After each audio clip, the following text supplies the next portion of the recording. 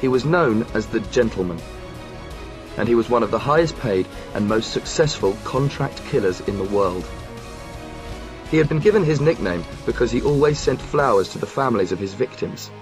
The receptionist glanced at him. "I'm here for the elevator," he said. He spoke with a Bronx accent, even though he had never spent more than a week there in his life. "What about it?" the receptionist asked. "You people were here last week." "Yeah, sure.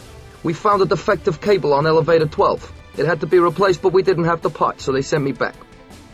The gentleman fished in his pocket and pulled out a crumpled sheet of paper. "You want to call head office? I got my orders here."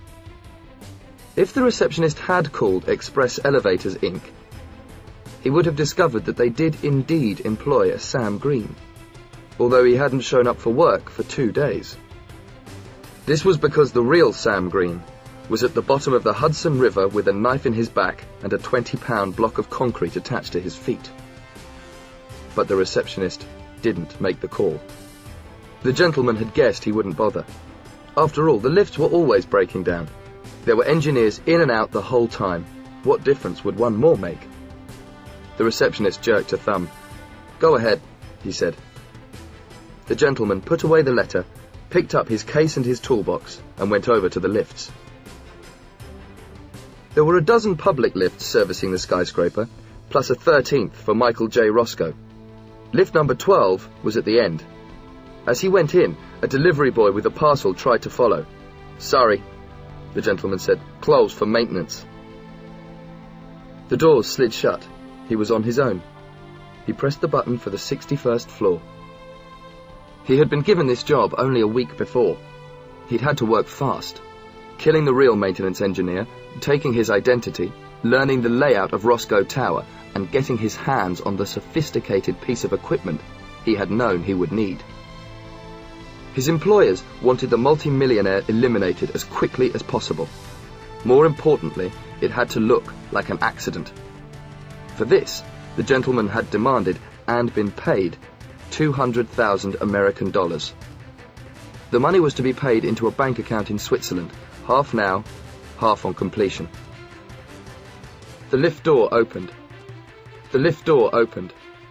The 61st floor was used mainly for maintenance.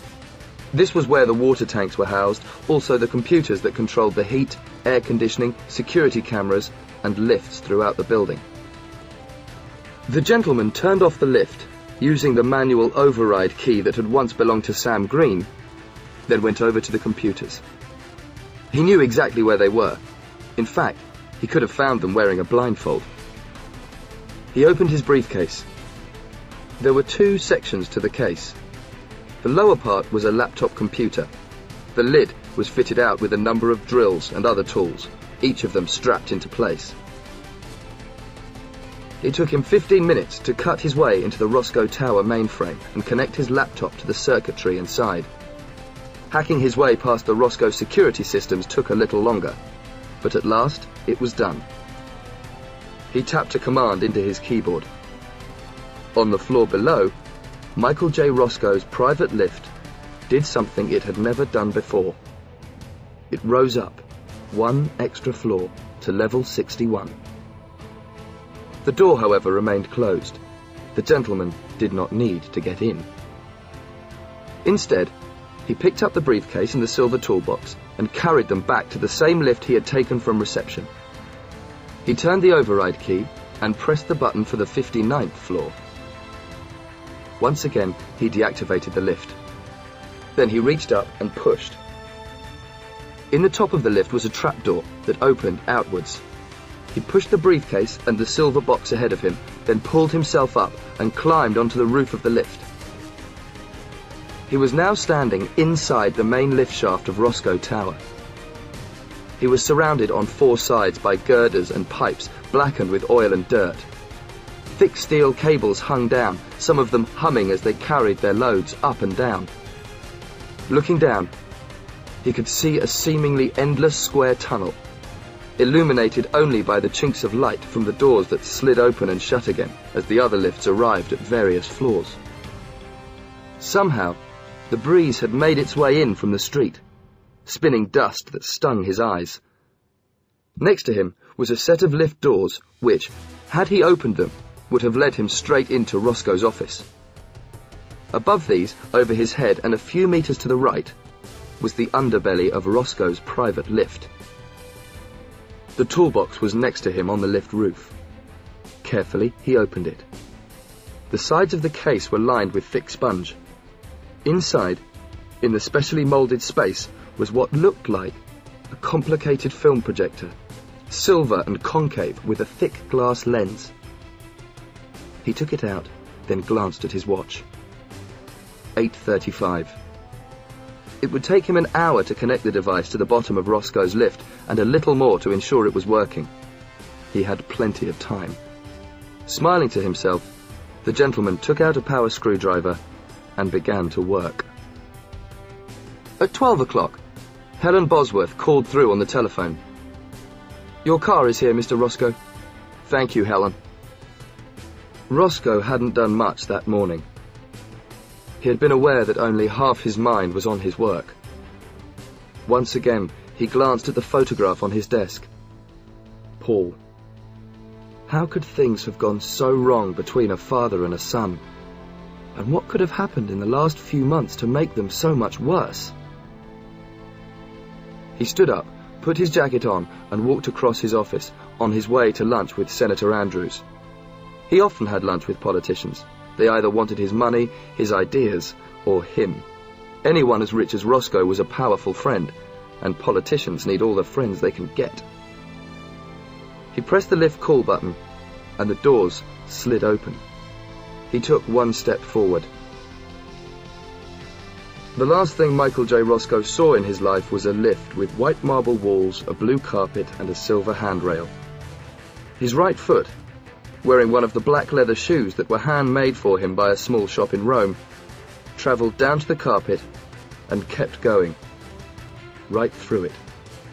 The rest of his body followed, tilting into the lift and then through it.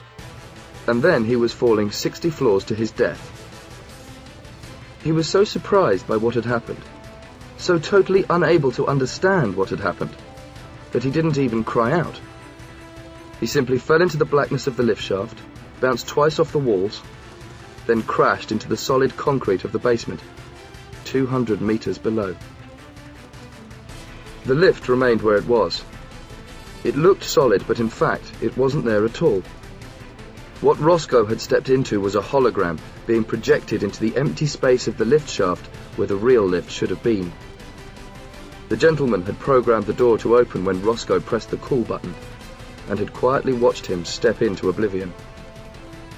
If the billionaire had just looked up for a moment, he would have seen the silver hologram projector beaming the image a few meters above him.